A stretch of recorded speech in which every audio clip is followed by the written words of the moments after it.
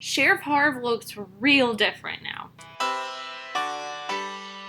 Hey, I'm Amy and welcome back to the Horror Checklist, a month-long series of me talking about horror or Halloween themed or related or just fun videos to get into the spirit of Halloween all through October, and I am really excited to talk about today's video because I absolutely loved the first one. I am talking about Critters 2 today. I loved the first Critters. It was hilarious, it was stupid, it was fun, it was so insanely 80s that I was in love. I love it. This one did not quite follow it up as much. It was still pretty great because we had a couple returning cast members. We had the little brother from the first one returning. We of course had the bounty hunter returning, along with Charlie, the former town drunk, who is also now a bounty hunter. And of course we have Sal, who is one of my favorite characters outside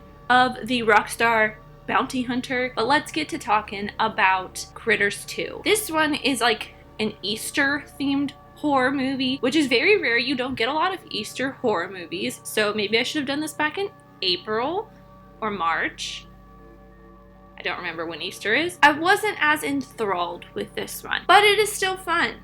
It is still fun. It kind of picks up from where the first one left off. It's just a couple years later. The opening scene does give you a really great introduction to Charlie and him being with the bounty hunters, and then them getting a call to go back to Earth to get the Krites. It does have the same small town feel that the first one does, even though it is a couple years later. They don't necessarily say in the movie how long it is, but the time difference between when the movies came out is 2 years, because I think this one came out in 89 or 88, and the first one came out in 86. So there is like a 2-year difference between when they were released. So I'm assuming that there is also a 2-year difference between the events of the first one and the events of the second one, because also the younger brother did grow up a lot, and you can totally tell. And because the younger brother grew up, and because it is still kind of a stereotypical 80s movie, it does have that stereotypical 80s sequel trope of the younger annoying brother growing up and finding a love interest of his own. And even though I say it has the small town feel, it does kind of grow a little bit more. In the first one, we don't see the Krites destroying anything other than the Browns' farmhouse or anything related to the Browns' farm. You only see the bounty hunters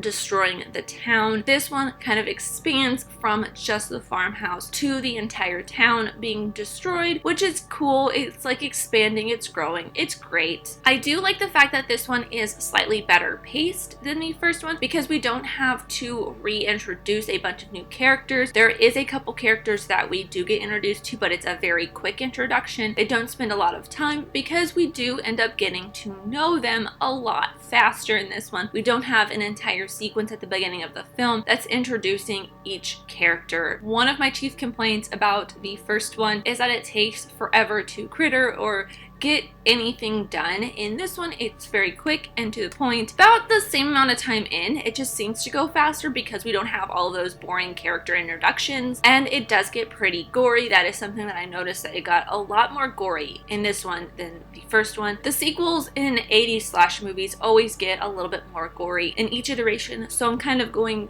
to predict that the third and the fourth one are going to get even more gory, which I'm so ready for. I'm so ready for some more critter gore. This one also does get a slight bit more emotional, which is new and interesting. I mean, the first one was kind of emotional with the relationship between the father and the son, and then both the parents kind of get shot by the critters' spikes. The kids get a little emotional over that. But this one, it's like you get a friend dying. In the first one, the friend that dies is just the like sheriff deputy or whatever, and you don't really know him that well except for his relationship with Sal. He dies and you don't see him die. You kind of just see his dead body later on when one of the bounty hunters transforms into him, which we found out their names this time. It is Ugg for the Rockstar one and Lee for the one that can never find his body. You also get when Lee gets attacked by the Krites, ends up dying, and in this time he is a female, which I will talk about the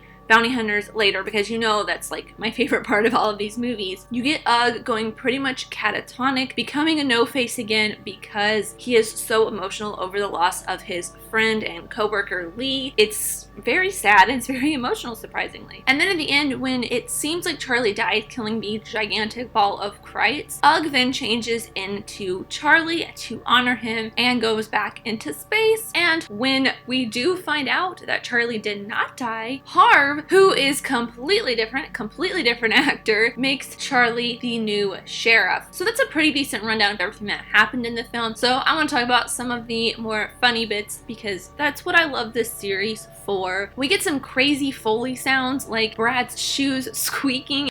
There are also a ton of weird and crazy sound effects during the fight between the bounty hunters and the Kreitz at the fast food restaurant.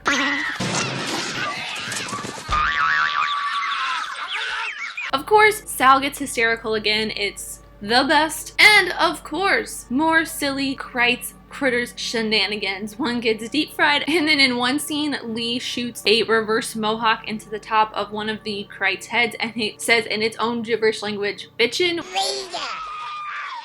which I thought was hilarious. I actually laughed out loud when I saw that subtitle. Then finally, we have my favorite part of this video and of all of these critters videos is the bounty hunters. Like I said, we finally get names for the two bounty hunters, Ugg and Lee.